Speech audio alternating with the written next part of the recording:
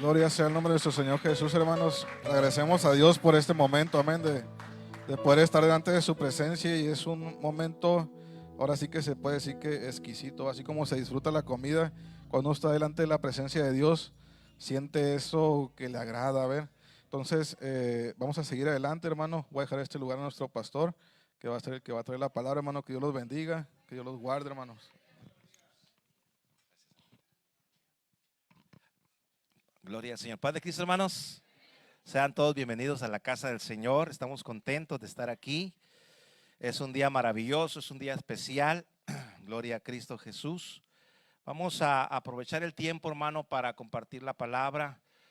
Hay una escritura en el libro del profeta Joel. Váyalo buscando porque de repente Joel le gusta esconderse. Y algunos dicen que no trae. Joel capítulo 2.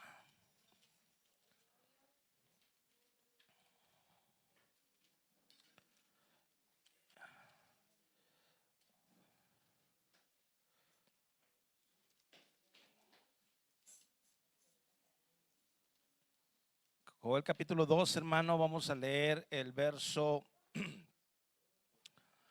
15.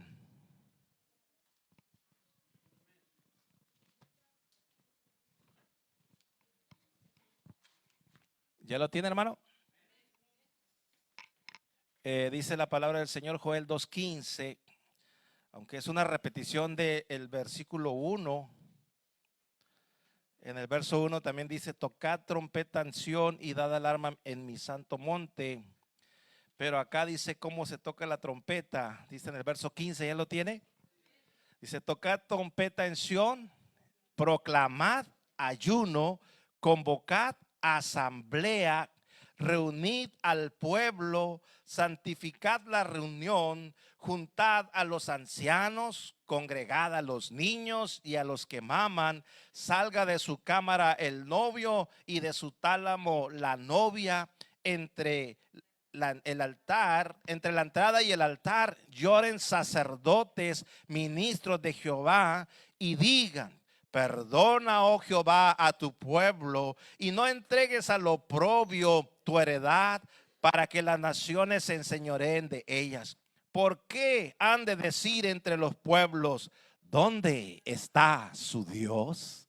Hasta ahí, hermanos, vamos a pedirle al Señor que nos bendiga con su palabra. Padre, en el nombre poderoso de Jesucristo, le honramos, Señor, exaltamos tu nombre. Y ahora pedimos, Señor, ese alimento para nuestras almas, Señor, que bendice, que edifica, que fortalece nuestras vidas. Te ruego, Señor, que me des gracia para compartir esta palabra para tu amado pueblo, Señor, en el nombre de Jesús. Amén, gloria al Señor. Vamos a tomar nuestros lugares, hermano.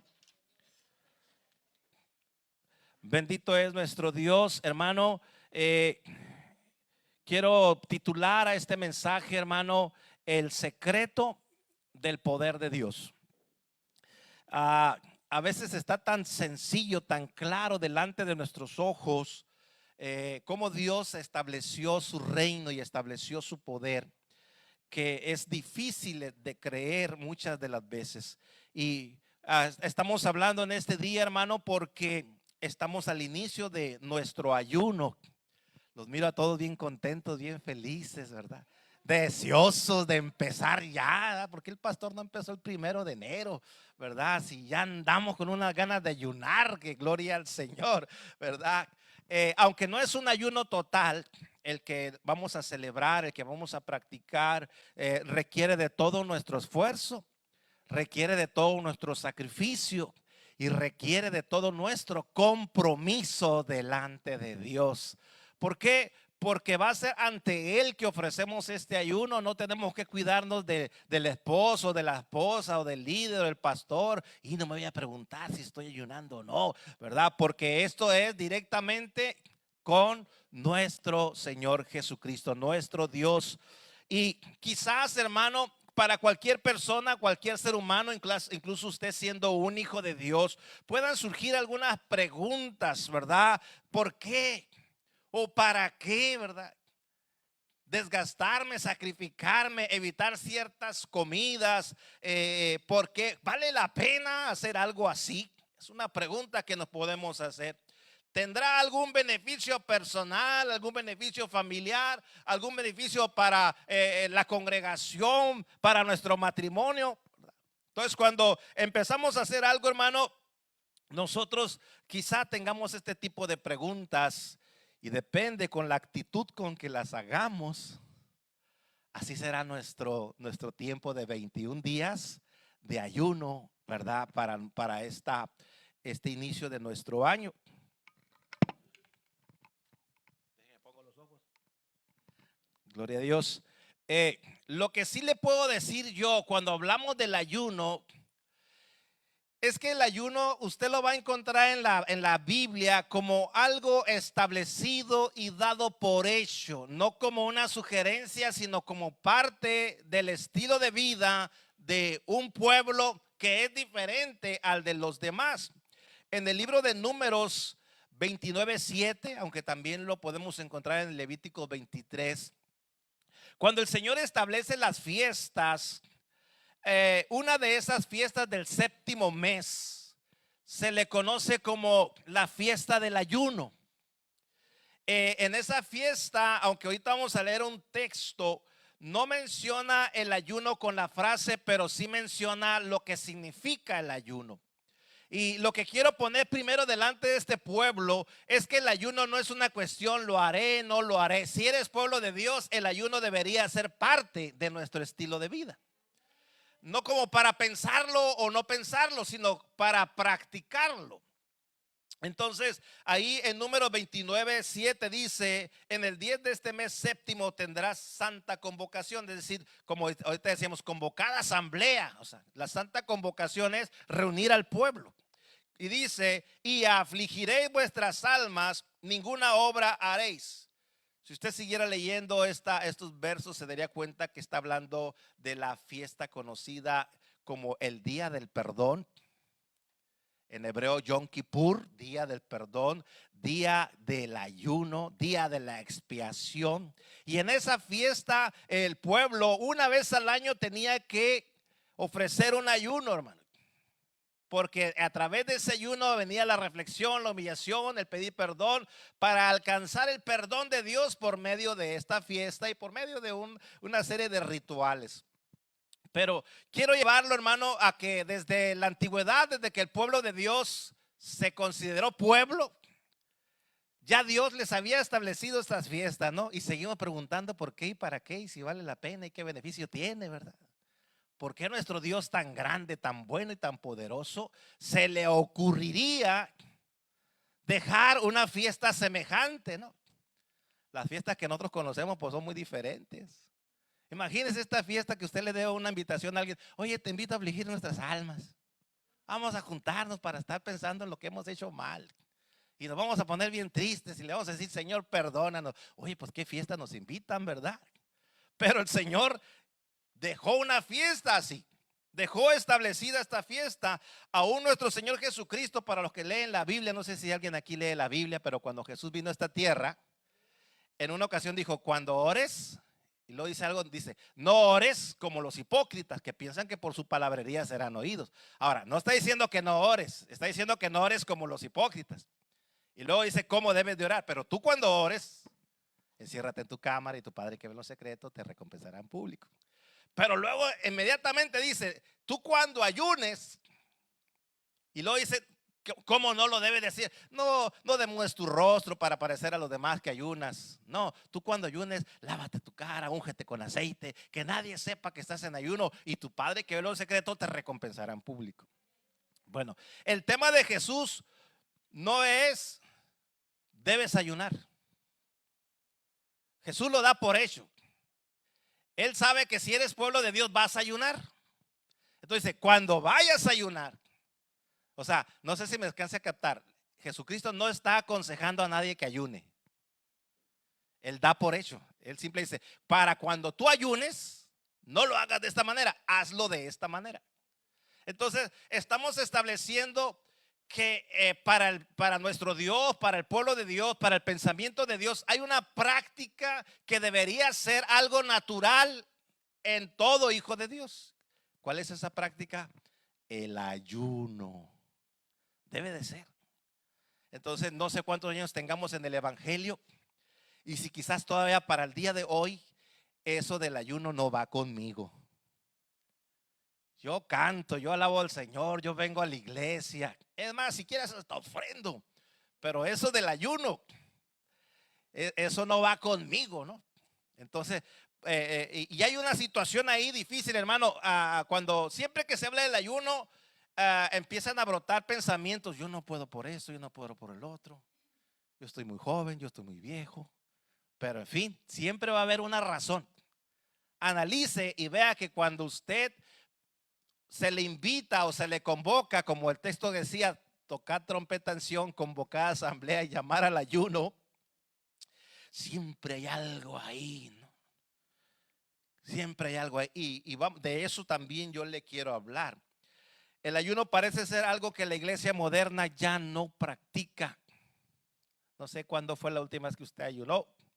En esta iglesia acostumbramos todo el año a ayunar todos los domingos, aunque sea un ayuno parcial de ¿cuántas horas? No sé, desde que usted se levanta hasta que sale del culto, ¿verdad? Y va y ataca las cazuelas, pero por lo menos se hizo el esfuerzo de ayunar en la mañana, venimos en ayuno.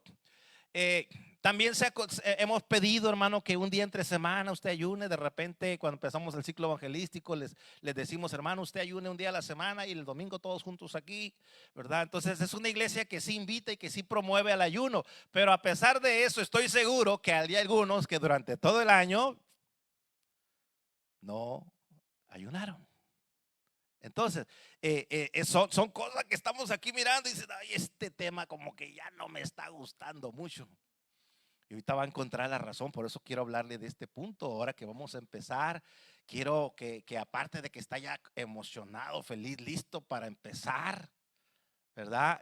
Aparte usted sepa las razones en el reino de Dios por las cuales nosotros estamos ya listos para ayunar. ¿Qué es el ayuno, hermano? El ayuno simplemente, fíjense bien lo que es el ayuno en el reino de Dios. Usted quizás alguna vez ha estado padeciendo algún tipo de enfermedad, usted va al médico, usted va con el nutriólogo, usted va con algún profesional de la salud y le puede recomendar un ayuno. Para los que andamos batallando, digo, para los que batallan a veces con el azúcar y con esas cosas, ya no comas pan, ya no tomes azúcar, ya no agarres tanta sal, ¿verdad? ¿Cuántas cosas nos dice el médico? Y aunque no son ayunos totales, sí nos están privando de cierto tipo de alimentación. Incluso hay médicos que dicen, mira, mañana no comas nada, vas a ayunar. Entonces, pero esos tipos de ayunos no son de los que estamos hablando ahora aquí. Yo le voy a dar la definición de un ayuno en el reino de Dios, en la iglesia del Señor. Y simple y sencillamente es abstenerse de los alimentos con propósitos espirituales. De tal manera que si esta iglesia tiene un propósito diferente, que no sea espiritual, que no sea acercarse a Dios, que no sea buscar más de su presencia, que no sea conectarnos con Dios, entonces no es ayuno. La clave de un ayuno es tener un propósito espiritual, tener un propósito con Dios personal. Amén. Entonces, a manera congregacional convocamos la asamblea, pero de manera muy personal para que se convierta en ayuno y no una malpasada. Tú tienes que tener un propósito espiritual en tu vida.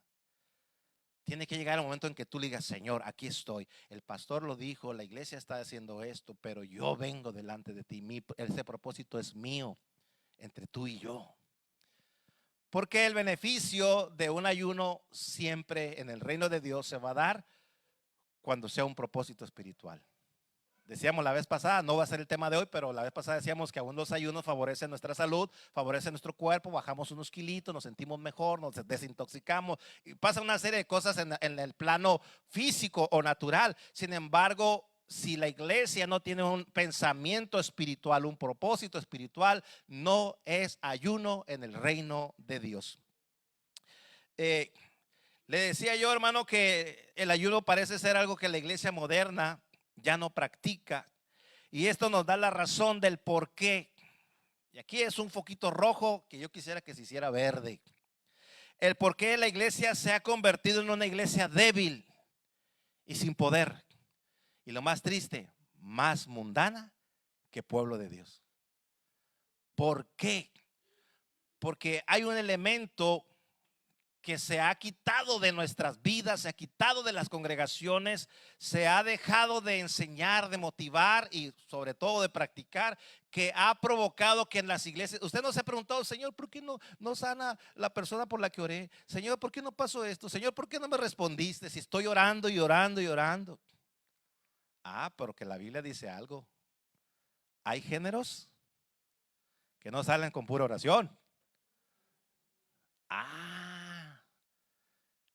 Entonces, pero mire, me estoy adelantando, pero quiero llevarlo a este punto. Si usted interpreta bien ese texto que estaba diciendo Jesús, usted puede decir, pero cualquier género sí sale con oración y ayuno. O sea, no puede usted decir, bueno, voy a ayunar a ver si quizás tal vez Dios me responda y me conceda. No, dice aquí que si tú no oras y ayunas, no salen. Pero lo que está diciendo el Señor es que cuando tú a tu oración le agregas el ayuno, entonces no hay género que no se vaya. ¿Cuántos están captando esto? Por eso el tema de hoy se llama el secreto del poder de Dios. Nosotros hablamos de oración y de que llénanos de Espíritu Santo. Sí, todo eso va dentro del paquete, pero dice el Señor, hay géneros que no salen con oración, sino con oración y ayuno, la segunda milla, el extra, ¿no? El dar más, el esfuerzo. Entonces, por eso es que hoy es un buen tiempo del año para aprender y no se quede usted con 21 días del ayuno de Daniel, sino que usted tome esta palabra y de manera muy particular, hermano, usted aprenda a pelear y durante todo este año usted con propósitos espirituales dedique ciertos momentos, ciertos días, ¿verdad? Para venir delante de Dios con oración y ayuno. Entonces, más importante que saber qué es el ayuno, una definición de ayuno, es saber cuál es el propósito del ayuno. Y hay una base de propósito del ayuno por la cual nosotros los seres humanos, seamos creyentes o no, tenemos un choque con el ayuno.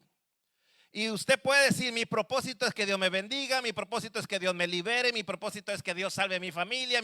Usted puede hacer una lista grande de propósitos. Todos los propósitos que a usted se le ocurran hasta este momento son propósitos secundarios. Si no cumples el primer propósito del ayuno, entonces los demás, hermanos, no reúnen el requisito. Y tú puedes ayunar para que Dios te dé hijos, puedes ayunar para que Dios te dé un buen matrimonio, puedes ayunar para que te dé un trabajo, puedes ayunar, hermano, por eso digo que la lista puede ser larga. Pero si usted observó en la primera cita que le di de Números 29:7, nos dice cuál es el propósito de un ayuno. Dice, en el 10 de este mes séptimo tendréis santa convocación y afligiréis vuestras almas, ninguna obra servil haréis. Ahí está. ¿Cuántos ven la palabra ayuno? No existe en ese verso. Pero esa fiesta es la fiesta del ayuno. Entonces, ¿cuál es el propósito del ayuno?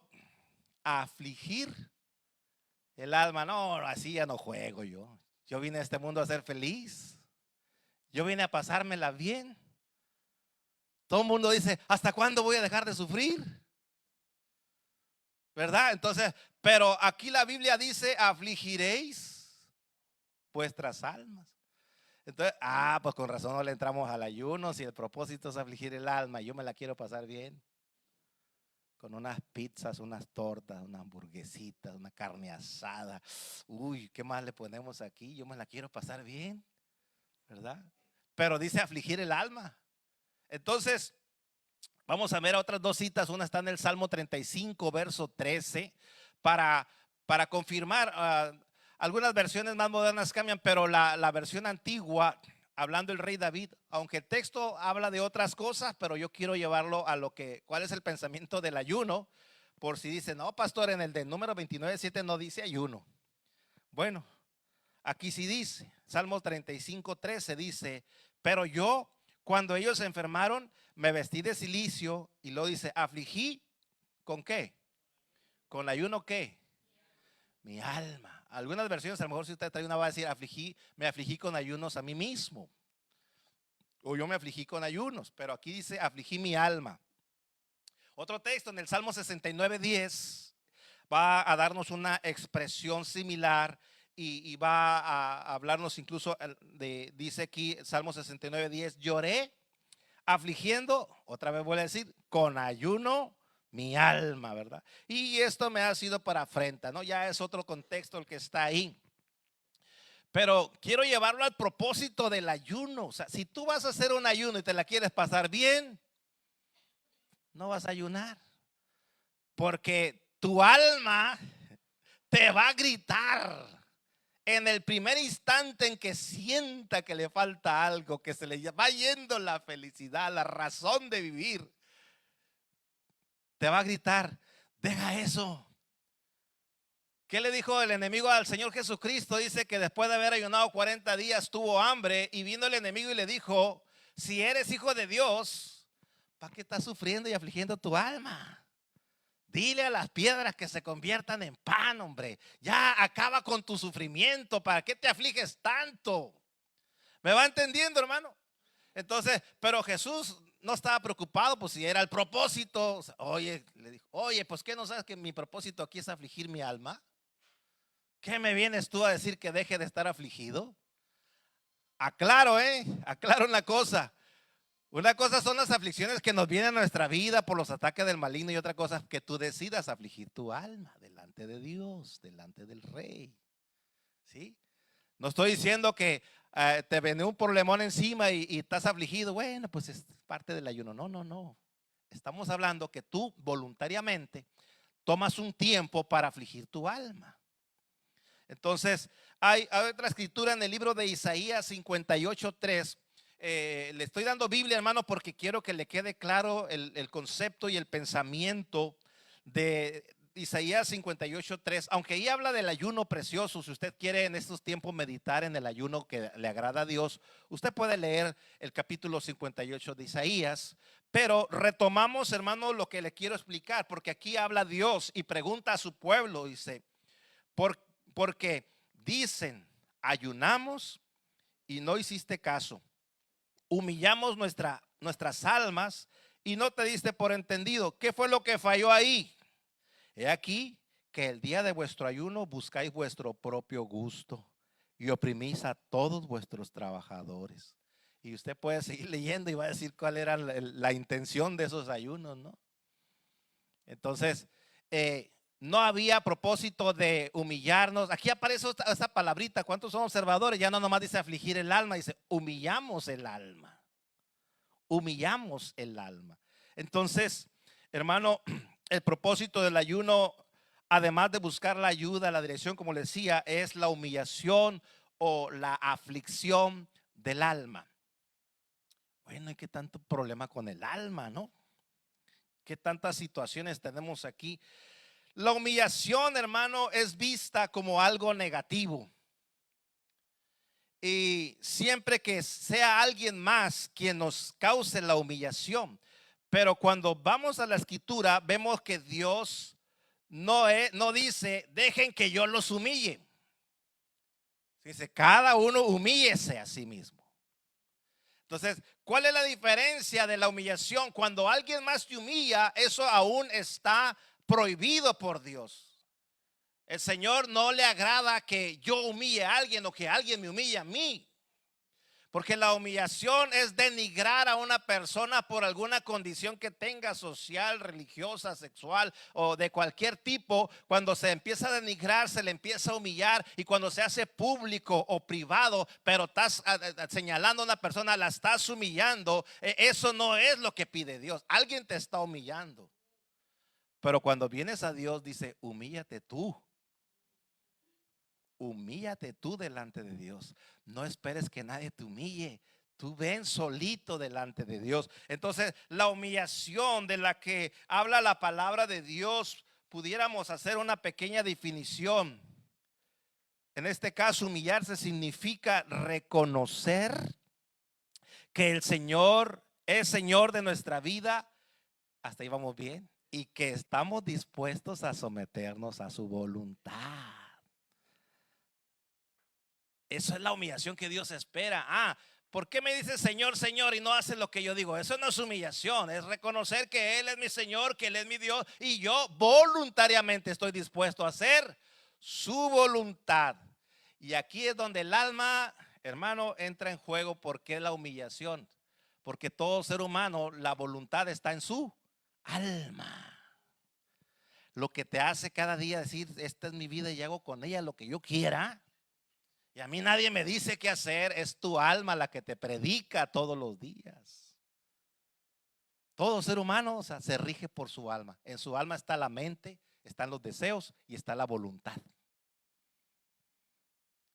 Y cuando el hombre se rige por su alma, ay Señor, qué cosas pasan. Porque el alma pelea contra sí misma, se sabotea a sí misma y nos hace sufrir.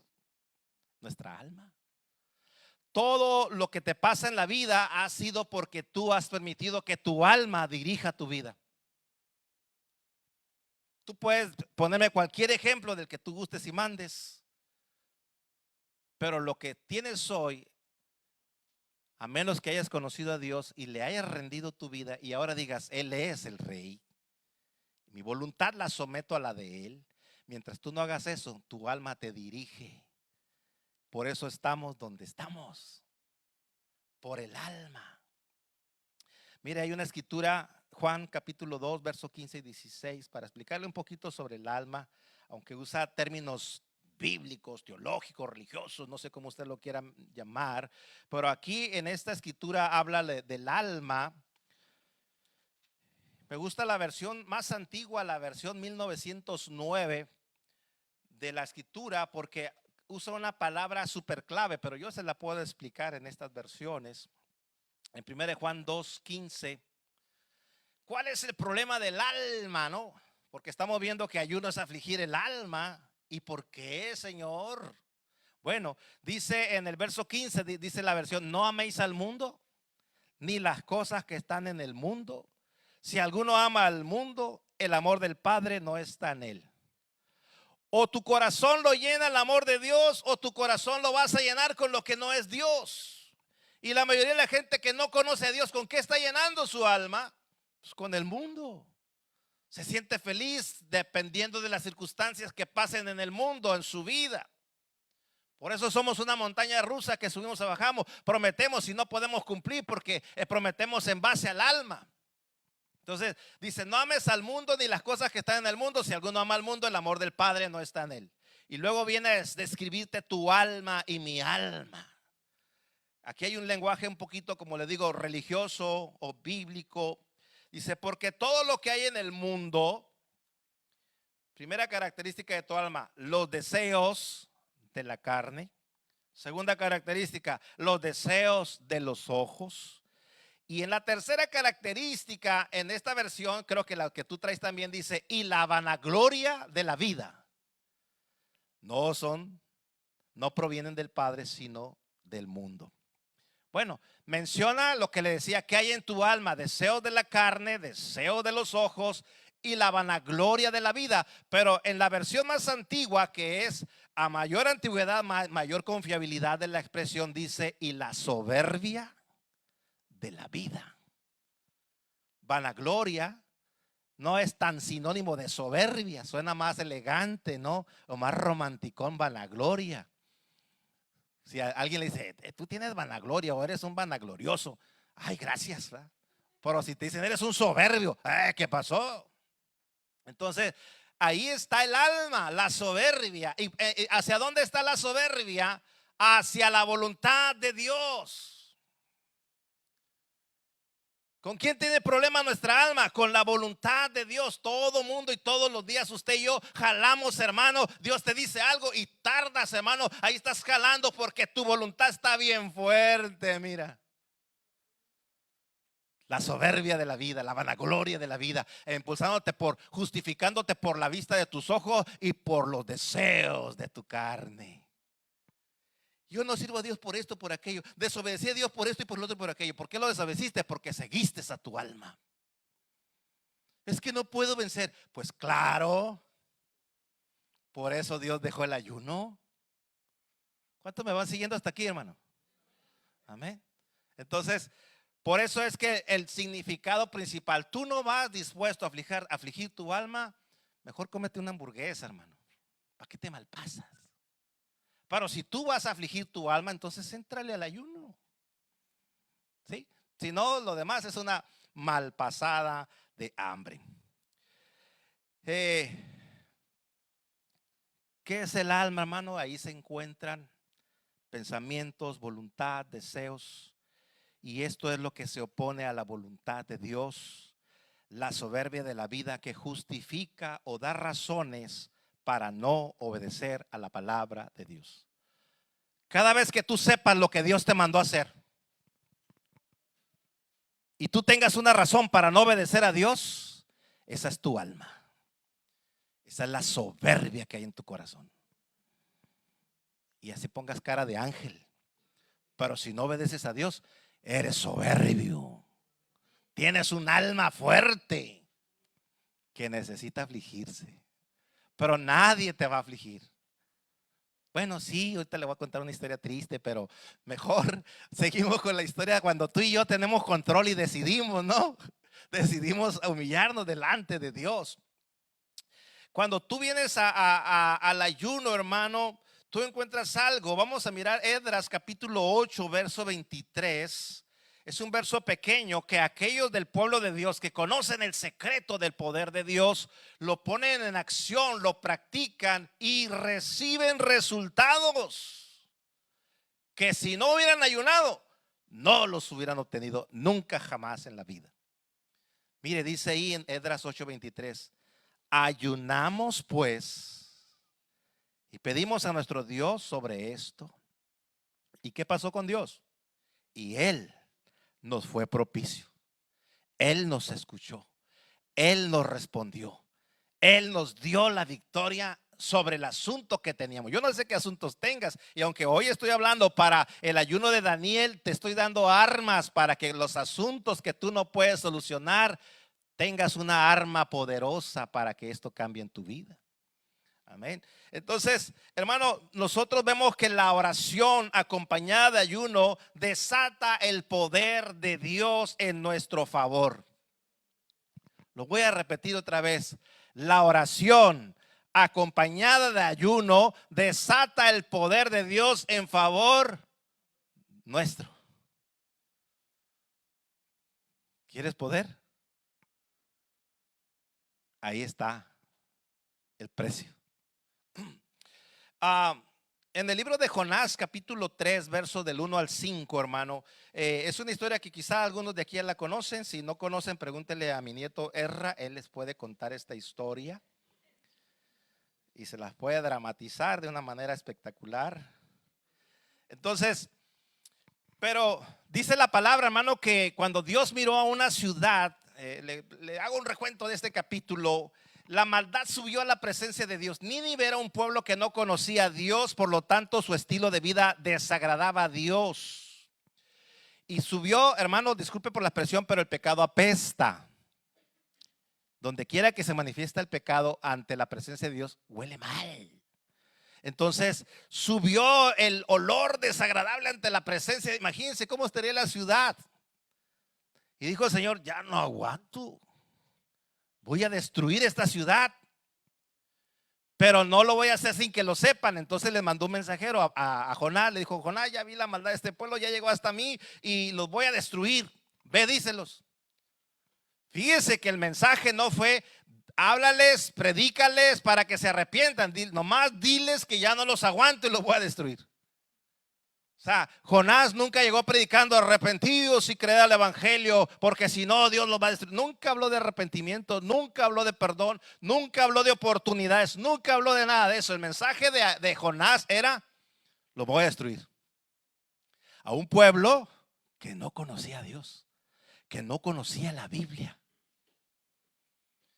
Si usted sabe que Jonás no hace caso, se va a Tarsis, se sube a un barco, viene una tempestad, lo lanzan al mar, se lo come una ballena, dura 3 días y hasta el tercer día se le ocurre decir, tengo un Dios, clamó a él, oró y Dios lo sacó de la ballena.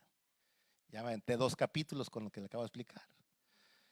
Y en el capítulo 3 empieza diciendo que por segunda vez Dios habla con Jonás y le vuelve a dar la encomienda, porque Dios estaba decidido a destruir a Nínive. Y dice, vino palabra de Jehová por segunda vez, Jonás 3:1, diciendo, levántate y ve a Nínive, aquella gran ciudad, y proclama que en ella el mensaje que yo te diré. Y se levantó Jonás y fue a Nínive conforme a la palabra de Jonás. Y era Nínive ciudad grande en extremo, de 3 días de camino. Fíjese bien, 3 días para caminar la ciudad predicando. Y luego dice, y comenzó Jonás a entrar por la ciudad camino de 1 día. ¿Cuánto le faltaban? 2 días. Diciendo, de aquí a 40 días Nínive será destruida. Y los hombres de Nínive creyeron a Dios. ¿Y qué pasó? Proclamaron ayuno y se vistieron de cilicio desde el mayor hasta el menor de ellos. Y usted va a escuchar, sigue leyendo y va a decir que el rey, llegó a oídos del rey la noticia, y el rey ordenó que desde el palacio real hasta la gente más humilde, hasta los animalitos y todo mundo se metieran en un ayuno, porque la cosa estaba muy difícil. Y era un pueblo, hermano, que no conocía a Dios. La descripción que hace Dios después dice, es un pueblo que no sabe distinguir su mano derecha de su mano izquierda. Es decir, que no sabe ni qué es bueno ni qué es malo. Hace su vida y vive como quiere. Pero hay algunas cosas que aprender aquí. Pregunta número 1.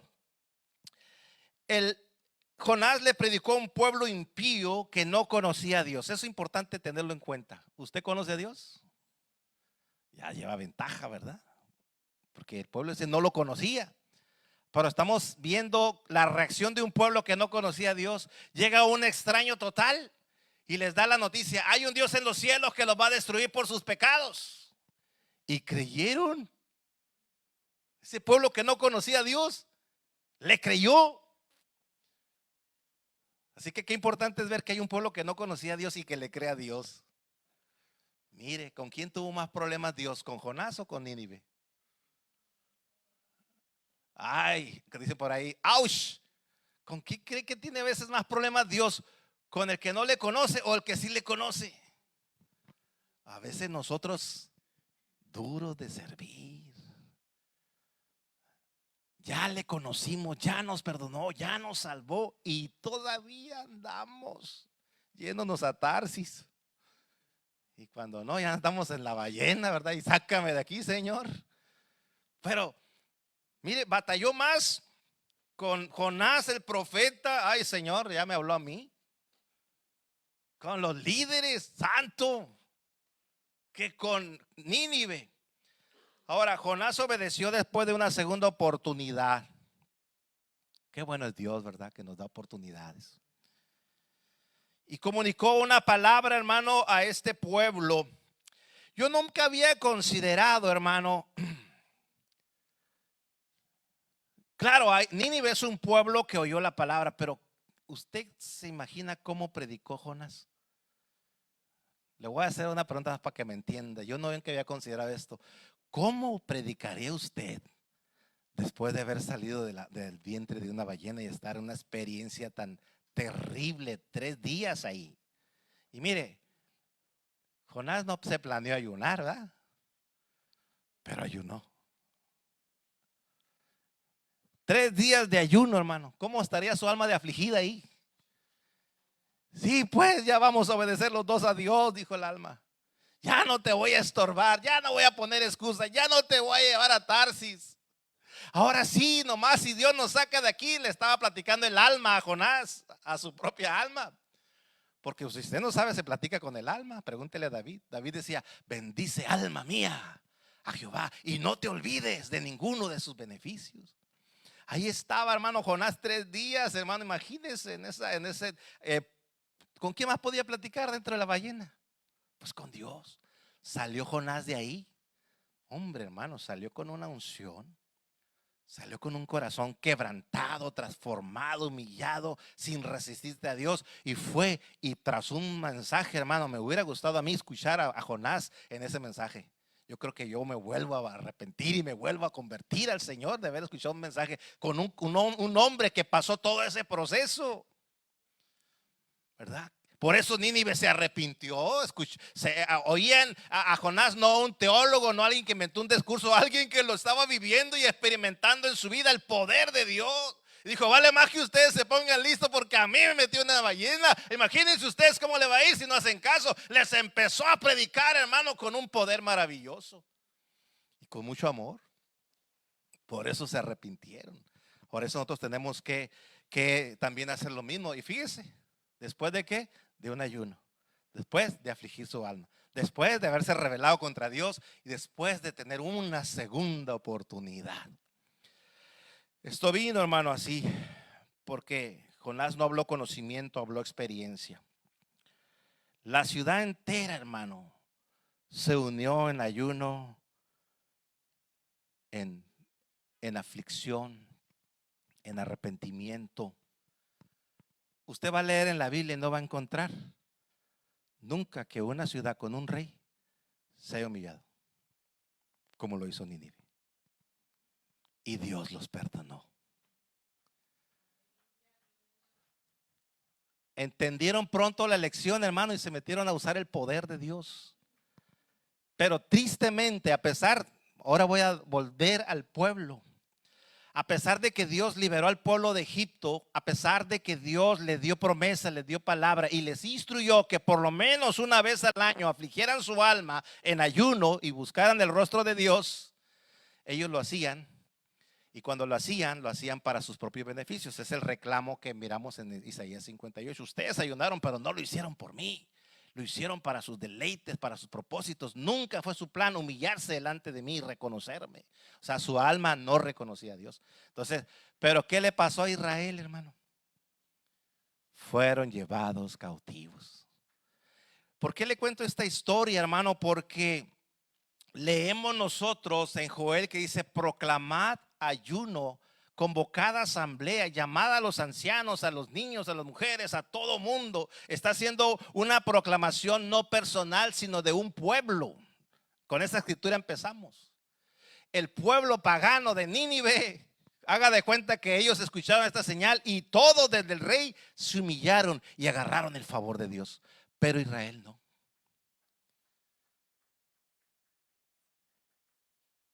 Israel se rebeló. Dios me ama. Tengo su palabra. Tengo sus promesas. Yo soy su hijo. Yo no necesito.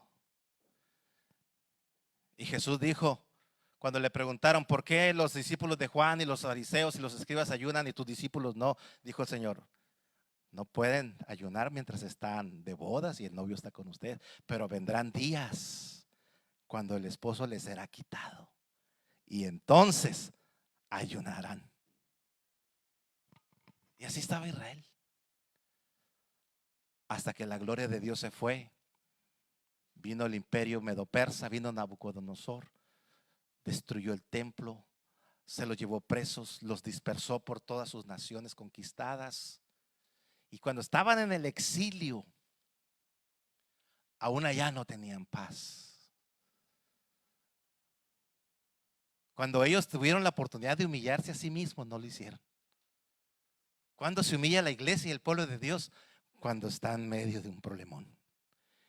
Y a veces tardamos 3 días como Jonás para entender que necesitamos nosotros de voluntad humillarnos delante de Dios. Solamente quiero llevarte al libro de Esther. Estoy ya casi para terminar, hermano, téngame paciencia. Para mí es muy importante que usted entienda esto. El libro de Esther nos habla, hermano, de la cautividad del pueblo de Israel. Vivía ahí. Y Esther era una judía, una mujer judía, pero cuando ella fue llevada cautiva, ella guardó en secreto su nacionalidad. Y su primo, su tío, depende de la versión que agarre, Mardoqueo, le había dado ese consejo: no digas que eres judía. Y ella calificó, hermano, para ser la esposa del rey, ganó y se convirtió en la reina. Y cuando estaban ahí en el palacio, salió, hermano, un hombre malvado que odiaba al pueblo de Dios. No tenga usted dudas que siempre va a haber alguien que te odie por ser un hijo de Dios, que te haga la guerra. No tengas duda de eso, siempre va a haber. Aunque nuestra lucha no es contra carne y sangre, pero siempre va a haber. Se le ocurrió que los judíos no debían de existir en la tierra y convenció al rey para que hiciera un edicto y que donde quiera que existiera un judío en el pueblo, interprete judío como uno del pueblo de Dios, donde quiera que hubiera uno del pueblo de Dios, lo exterminaran, lo destruyeran, lo mataran. Y fue que Mardoqueo le dijo a Esther: hay un edicto en contra tuya porque eres judía, y hay un edicto en contra de todo nuestro pueblo. Y aunque titubeó un poco Esther, la palabra de Dios dice que en el libro de Esther 4, verso 3, dice la escritura: y en cada provincia y lugar donde el mandamiento del rey y su decreto llegaba, tenían los judíos gran luto, ayuno, lloro y lamentación, cilicio y ceniza era la cama de muchos.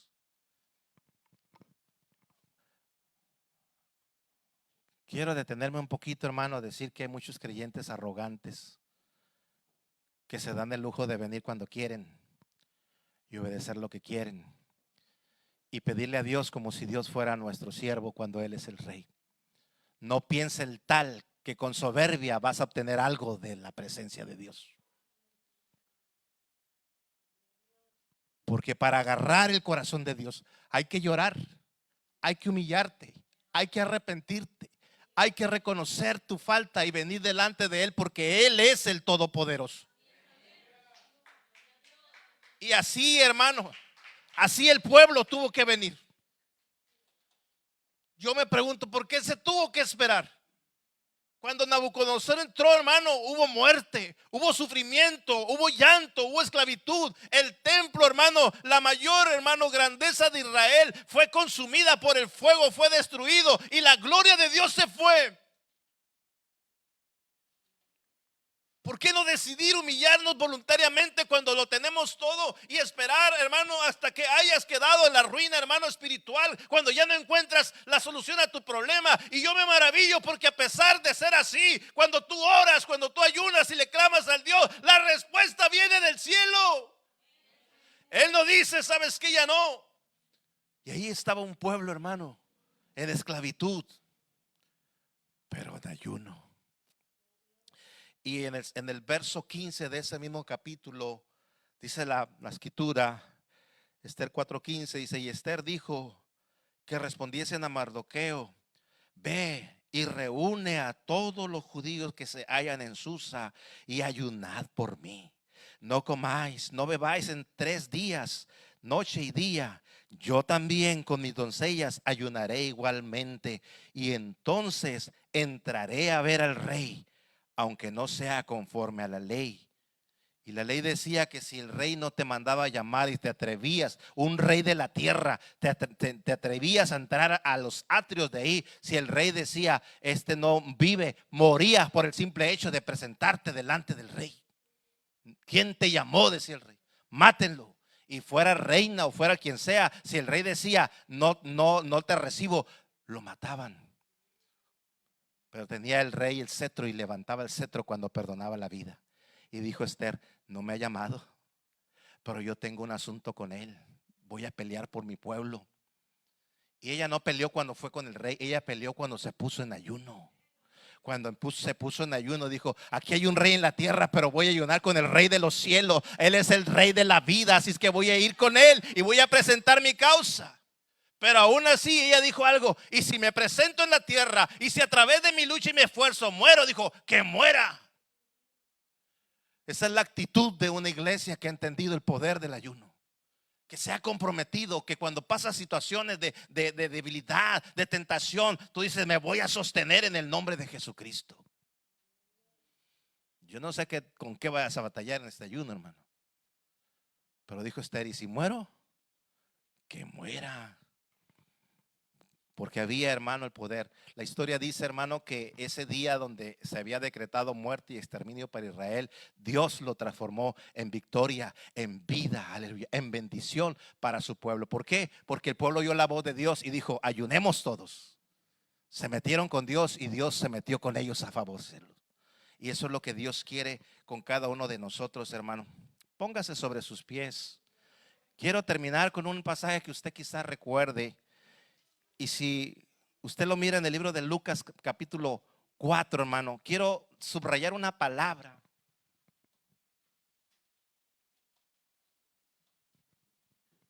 que hace la diferencia cuando tú y yo ayunamos. Y Dios es tan extraordinario, hermano, que aún cuando estuvo en la tierra, nos dejó secretos y enseñanzas que a veces pasamos por alto cuando leemos la Biblia así, sin decirle: Dios, habla mi vida. El libro de Lucas capítulo 4 nos habla cuando el Señor ayunó por 40 días. Y en el verso 1, déjeme buscar el verso, creo que es el verso 1. Quiero hacerle ver una diferencia. Aunque Jesucristo es Dios manifestado en carne, Él tiene todo el poder en el cielo y en la tierra, pero en su humanidad Él quiso dejarnos una enseñanza. Y dice Lucas capítulo 4, verso 1, Jesús, lleno ¿de qué? Del Espíritu Santo, volvió del Jordán y fue llevado por el Espíritu al desierto por 40 días. Y era tentado por el diablo y no comió nada en aquellos días pasados los cuales tuvo hambre. Usted sabe que después de esos días viene el enemigo, tiene una lucha con él y lo vence y lo deja avergonzado ahí. Pero yo quiero que vayamos ahora hasta el verso 12 de ahí mismo, donde concluye su lucha con el enemigo. Dice: respondiendo Jesús le dijo, dicho está, no tentarás al Señor tu Dios. Y cuando el diablo hubo acabado toda tentación, se apartó de él por un tiempo. El verso 14 es la continuidad, el resultado del ayuno de Jesús. Mire, hay una palabrita que cambia solamente. Y Jesús volvió en el poder del Espíritu a Galilea y se difundió su fama por toda la tierra de alrededor. ¿Cuándo se encontraron la diferencia entre el verso 1 y el verso 12? Poder. Verso 14, poder. Lo que quiere decir que tú puedes tener el Espíritu de Dios, puedes sentir su presencia, puedes alabar y adorar a Dios con libertad, tienes el Espíritu de Dios. Pero cuando tú te enfrentas a una situación, tú aparte del Espíritu necesitas el poder del Espíritu. ¿Cuándo lo vas a obtener? Después de tu ayuno, después de tu oración. Es cuando tú vas a estar confiada y confiado plenamente que Dios te dio poder para vencer lo que venga enfrente. Hay géneros que no salen con ayuno y oración, pero todos los géneros salen con ayuno y oración. Y ese es el secreto del poder de Dios. Por eso es que Dios quiere que nosotros pongamos en práctica esta fuerza, esta herramienta, este poder del ayuno. Yo quiero invitarte, hermano, y motivarte para que pelees en estos días, hermano, pelees por los propósitos de la congregación y por tus propósitos. Cada uno tiene sus luchas propias. Dice que peleamos contra nuestros propios demonios, y aunque unos creen que es figurado, yo le puedo decir que es verdad. Es verdad. Son reales, hermano. Dios está buscando convocar asamblea. Lo hizo Nínive. Lo hizo el pueblo de Dios en un tiempo difícil. La pregunta es: ¿cuándo lo vamos a hacer nosotros? ¿Nos vamos a esperar a pasar un proceso donde no te quede de otra? ¿O ahora tú y yo voluntariamente le digamos a nuestra alma: alma, te vamos a afligir un poquito porque andas muy soberbia, no me dejas servir a Dios, te rebelas mucho y me pones muchos pretextos para no hacer la voluntad de Dios? Pero cuando tú te humilles, el Señor te va a dar poder para que puedas vencer y para que puedas obtener resultados en tu vida. Eso es lo que dijo el Señor. Disculpe porque hablo mucho, ¿verdad? Quizá ahora puede interpretar el texto de 2 de Crónicas 7:14. Empieza la expresión diciendo: si se humillare mi pueblo. ¿Qué es eso? Si afligieres tu alma con oración y ayuno, y buscares su rostro, y orares, y te convirtieres de tus malos caminos, entonces yo te voy a oír desde los cielos, perdonaré tus pecados y sanaré tu tierra. Eso es lo que quiere el Rey de la Gloria. Bendito Señor.